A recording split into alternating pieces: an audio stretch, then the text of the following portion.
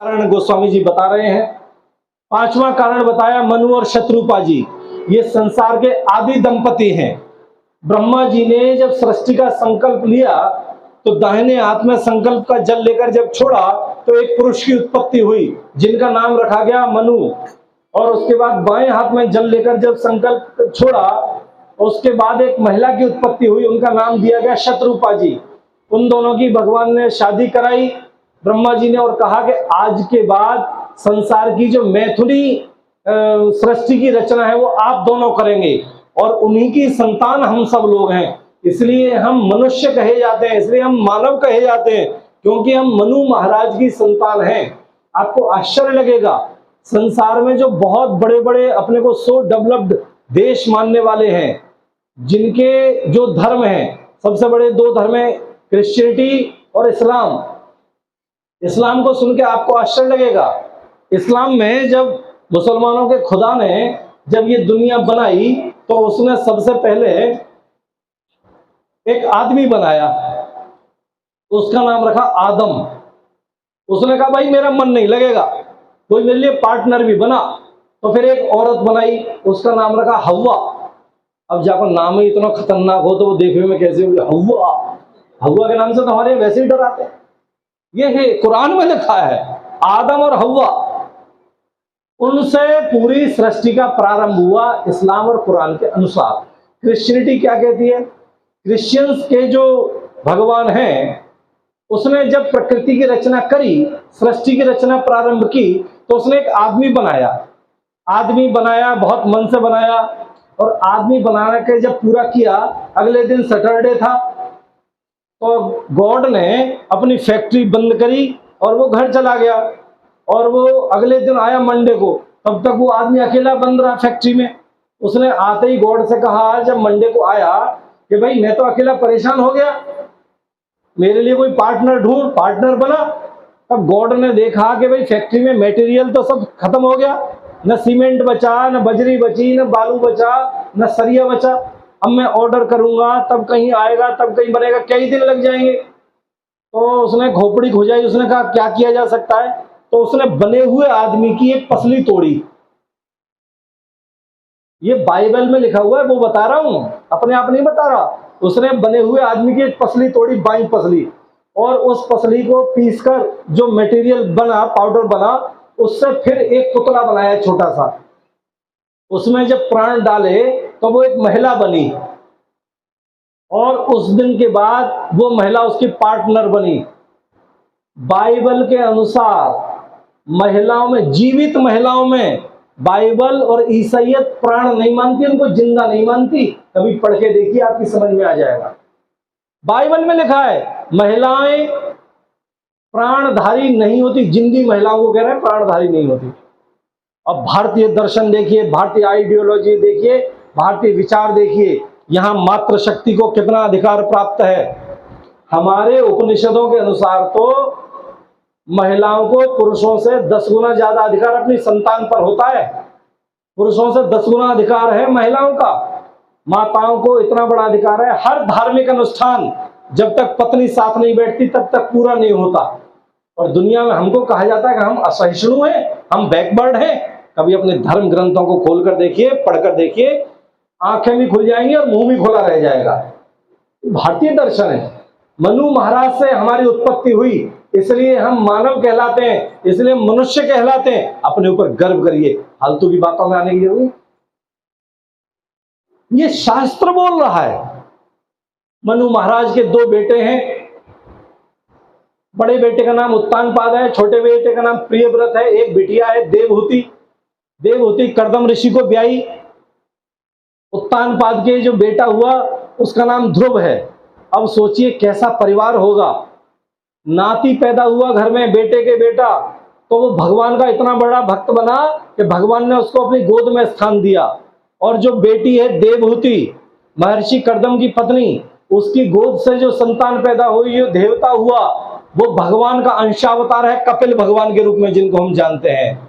जहां गंगा सागर जाते हैं, कपिल भगवान की तपस्थली, सारे तीर्थ बार बार, गंगा सागर एक बार। इतना बड़ा आदर्श परिवार। और ऐसे परिवार में क्या स्थिति, राजा बूढ़े हो गए, एक दिन अपने भवन की छत पर बैठे थे, बैठे बैठे जंग आ जाता है हाथ पैरों के पुर्जों में। तो राजा बैठे थे, चौथापन आ गया। अचानक उन्होंने देखा कि एक शव यात्रा निकल के जा रही है, शव यात्रा। राजा को तुरंत वैराग्य, अरे मेरा चौथापन आ गया, मैं भोग भोगते भोगते अभी तक मेरी आसक्ति समाप्त नहीं हुई, मेरे बाल सफेद हो गए, मेरे घर में मेरे बेटे के यहाँ भी बेटा पैदा हो गया, बेटी के यहाँ भी बेटा पैदा हो गया, और मेरी अभी तक आसक्ति समाप्त नहीं हुई। राजा के मन में वैराग्य आ गया। और हम लोगों की क्या स्थिति है? राजा ने केवल एक शव यात्रा देखी, वैराग्य आ गया, और हम भगवान न करे, लेकिन कितनी शव यात्राओं में जाने का अवसर मिलता है, तो हमको केवल शमशान वैराग्य होता है। जितनी देर हम शमशान में रहते हैं उतनी देर हमको इतना वैराग्य लगा, अरे यार ये सब दुनिया बेकार है, भैया का चुना है, सब यहीं धरो रह जावे, भगवान को भजन कर ले, वो ही अपनो है। ये शमशान वैराग्य कहलाता है। जितनी देर शमशान की बाउंड्री में रहते हैं उतनी देर हमसे बड़ो बैरागी कोई ना होवे, और जैसे ही वहां से निकले तुरंत मोबाइल हाथ में आ जावे और दुकान पे, अरे वो बाको ऑर्डर भेज दो कि ना है, सीधो यही फोन करो जावे। तो शमशान वैराग्य होता है हम लोगों को। राजा को वैराग्य हो गया, तुरंत पत्नी को बुलाया, पत्नी को कहा कि देवी मेरे मन में ऐसी इच्छा हो रही है। अब देखो पत्नी कैसी होती है, पत्नी पति को हमेशा संकट से उबारती है, इसलिए उसको धर्मपत्नी कहा जाता है। किसी भी दुनिया के कितना भी अच्छा व्यक्ति हो, उस पति को धर्मपति नहीं कहा जाता, पत्नी को ही धर्मपत्नी कहा जाता है। क्यों? क्योंकि पति के नाम से, परिवार के नाम से जितने भी जप तप व्रत पूजा अनुष्ठान जो कुछ भी होता है, मंदिर जाना, कहीं भोग लगाना, ठाकुर जी करना, मनौती करना, भंडारे करना, चंदा देना, पति और परिवार के नाम पे पत्नी ही करती है, अथवा वो ही पति को प्रेरित करती है। देखो जी ये तो सब चलती रहेगी दुनिया, वहाँ कथा है रही है, कछु वहां जाके ने चढ़ाया है करो, वहाँ भंडारो होगा 20 तारीख को, तुमने अच्छी तरह वहां उनकी जरा मदद करो। कुछ न कुछ करने के लिए पत्नी ही प्रेरित करती है, इसलिए पत्नी को धर्मपत्नी कहा जाता है। जैसे ही पत्नी को बुलाया, राजा ने कहा कि देवी चौथापन आ गया और अभी तक हमारे मन में आसक्ति समाप्त नहीं हुई, हम चाहते हैं कि भगवान का भजन करें। उनने कहा कि राजन बेग विलंबन करिए नृप, ये है पत्नी। उन्होंने कहा देर मत करो, तुरंत चलो। आजकल की कोई होती है, अरे बोले पावरे है गए हो, हाथ पैरन में कितना दर्द रहे तुम्हारे पैरन से, चलो ना जावे, भजन करोगे या घर में बैठा चुपचाप। आजकल की कोई होती तो ये भाषा बोलती, लेकिन ये होती है पत्नी। उन्होंने कहा बेग विलंब न करिए, बेग बहुत जल्दी। जीवन गुजर गया जीने का ढंग आया, जीवन गुजर गया जीने का ढंग आया, जीवन गुजर गया जीवन गुजर गया जीने का ढंग आया, जीवन गुजर गया जीने का ढंग आया,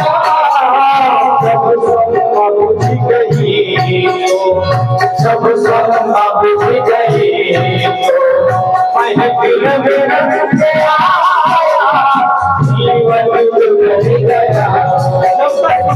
जीवन कैसे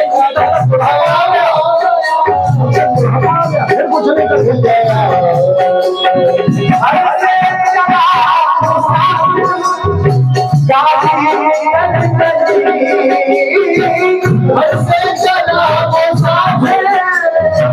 गाड़ी निकल गई आयु से हाथ बदले, आयु से हाथ बदले,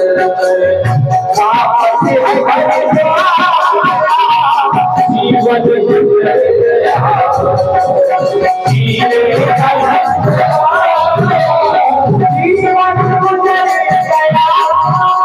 जीने का ढंग आया, जीवन गुजर गया जीने का ढंग आया,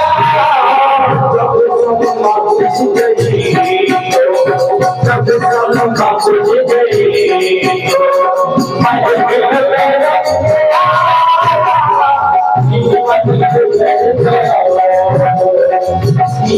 का ढंग आया, जीवन गुजर गया। तकदीर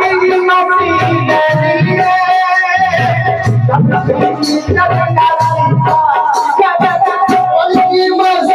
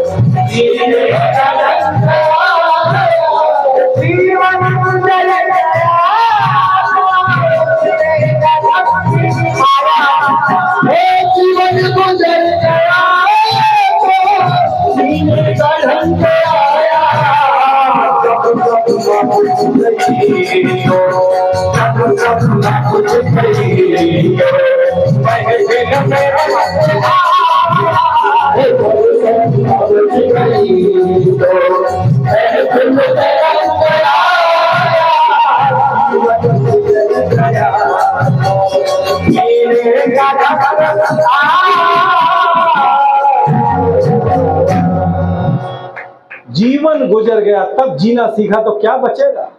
बुढ़ापे में कुछ नहीं हो सकता, ध्यान से समझ लीजिए।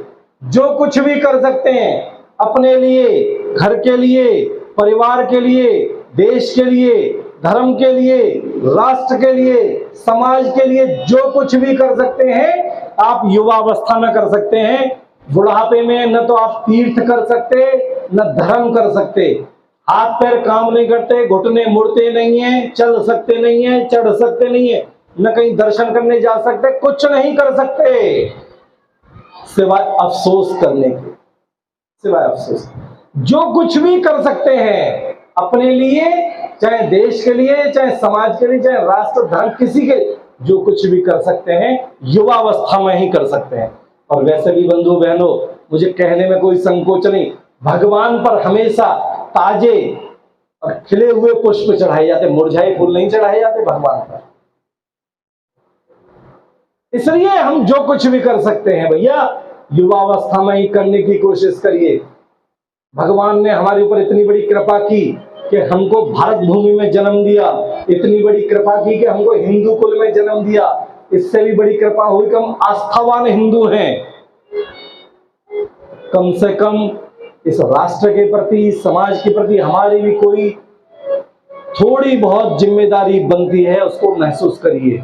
राष्ट्र के लिए थोड़ा कुछ करिए, सोचिए। परिस्थितियां बहुत विपरीत हैं। उन्होंने कहा देवी चौथा पन आ गया, बोले फौरन चलो, ये होती है पत्नी। उन्होंने कहा कि बड़ा बेटा तो घर पे नहीं है। उसको लगा कि अगर राजा के मन में जरा भी मोह आ गया कि बड़ा बेटा नहीं है और मैं उत्तराधिकार किसको दे दिया, बोले चिंता मत करो, छोटा बेटा घर पे है, उसको दे दो और उससे कह दो कि जब बड़ा भाई आ जाए तेरा उसको दे देना। ये देखिए, ये भारतीय दर्शन है साहब, जहां राज्य को फुटबॉल बना दिया, जिनकी मैं कथा गा रहा हूं। क्या स्थिति है, बड़ा भाई 14 साल के लिए वनवास पे चला गया, छोटे भाई के लिए राज तिलक पिता ने कह दिया चल कोई बात नहीं इसी को राजा बनाओ। उसने कहा मैं कैसे राजा बन जाऊंगा। उसने कहा मैं खड़ा हूं, सिर पर रख सकता हूं, सिंहासन पर नहीं बैठ सकता। ये रघुवंश है साहब, इसलिए उनकी कथा आज तक गाई जा रही है, युगों युगों से। देश में कितने राजे रजवाड़े हुए, कौन किसको याद रखता है। हमको अपनी 4 पीढ़ियां याद नहीं होंगी, और ये कथाएं जिनकी गा रहे हैं युगों युगों से गा रहे हैं। ये चरित्र है जो उन्होंने जी कर दिखाया, इसीलिए तो आज तक हम उनको गा रहे हैं। उनका नाम इतना पावन है कि कितने करोड़ों करोड़ों लोगों को मुक्ति प्रदान करता है। राजा ने कहा कि बड़ा बेटा नहीं है, रानी ने कहा चिंता मत करो, छोटे बेटे को ही तिलक कर दो। राजा ने तुरंत छोटे बेटे प्रियव्रत को बुलाया, बोले भैया तेरा बड़ा भाई नहीं है, उत्तराधिकारी वही है, लेकिन जब तू आ जाए तो तेरा भाई आ जाए, उसको दे देना। दोनों पति पत्नी यहां से आए। लखनऊ के पास एक जिला है सीतापुर, सीतापुर में नैमिषारण्य नाम का एक तीर्थ है। क्या है, कौन सी नदी है लखनऊ में, गोमती नदी के किनारे सीतापुर में नैमिषारण्य सीतापुर जिले में नैमिषारण्य नाम का तीर्थ है, गोमती नदी के किनारे। बहुत सुंदर स्थान है, बहुत पवित्र स्थान है। एक बार द्वापर की ही घटना है, एक बार द्वापर में ऋषियों ने भगवान ब्रह्मा जी से कहा कि प्रभु हम एक बहुत बड़ी धर्म संसद करना चाहते हैं, 1 वर्ष की, 88,000 ऋषियों की, और कोई पवित्र स्थान बताइए। ब्रह्मा जी ने कहा अच्छा ठीक है। ब्रह्मा जी ने अपना एक मन से चक्र उत्पन्न किया, वो चक्र छोड़ा और कहा ये जिस स्थान पर जाकर गिर जाए वहां पर आप धर्म संसद करिए। जिस स्थान पर पृथ्वी की पूरी परिक्रमा करते हुए वो चक्र गिरा, वहां पर एक कुंड उत्पन्न हो गया जिसको चक्र तीर्थ कहते हैं। ये बिल्कुल गोमती नदी के किनारे है, नैमिषारण्य नाम का स्थान है, बहुत पवित्र स्थान है। 1 वर्ष तक 88,000 ऋषियों ने धर्म संसद की। उस स्थान पर राजा आया, ऋषियों को जैसे ही मालूम पड़ा कि अभी थोड़ी आधा घंटा लगेगा समापन करेंगे, आज चूंकि भगवान का जन्म भी कराना है इसलिए थोड़ा सा चलेगा, अगर आप चाहें तो। कहाँ थे हम, नैमिषारण्य। और जैसे ही ऋषियों को मालूम पड़ा कि हमारे देश का राजा यहाँ आ गया है, सब ऋषि आए, स्वागत किया, सत्कार किया, एक कुटिया दी है। सब ऋषियों ने कहा राजन आपका स्वागत है, बताएं हम आपके लिए क्या कर सकते हैं। ऋषि ने कहा, राजा ने कहा ऋषिवर अब मैं आप ही की शरण में रहूंगा, मुझे एक कुटिया दे दीजिए। राजा को मंत्र दे दिया, कुटिया बता दी। दोनों पति पत्नी इतना भजन कर रहे हैं, शरीर सूखकर कांटा हो गया। एक दिन दोनों ध्यान में बैठे थे, भगवान का प्राकट्य हो गया। भगवान ने जैसे ही कहा कि राजन नेत्र खोलिए, जैसे ही पति पत्नी ने नेत्र खोले, भगवान को सामने देखा, चतुर्भुज रूपी नीलांबर गौर वर्ण के साक्षात प्रभु जब सामने दिखे तो राजा के तो एकदम नेत्र बंद हो गए।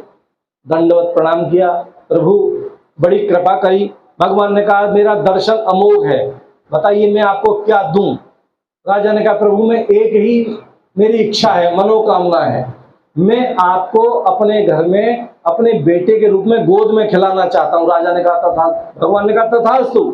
भगवान और कुछ जानते ही नहीं। रानी से पूछा देवी आपको क्या चाहिए। बोले प्रभु राजा ने जो वरदान मांगा है उसे तो आप पूरा करेंगे ही, मेरी गोदी में बेटा बनकर आएंगे, लेकिन मैं चाहती हूं कि आपके साथ जो लक्ष्मी है वो मेरे घर में बहू बनकर आए। भगवान ने कहा तथास्तु। भगवान ने कहा इसके बाद आप दोनों यहाँ से जब आपके शरीर की अवस्था पूरी हो जाए स्वर्ग में आइए। स्वर्ग के बाद फिर आप अगले कल्प में अयोध्या के राजा बनेंगे, दोनों पति पत्नी रहेंगे। अब हम अपना चैनल बदलते हैं, सीधे चलते हैं अयोध्या।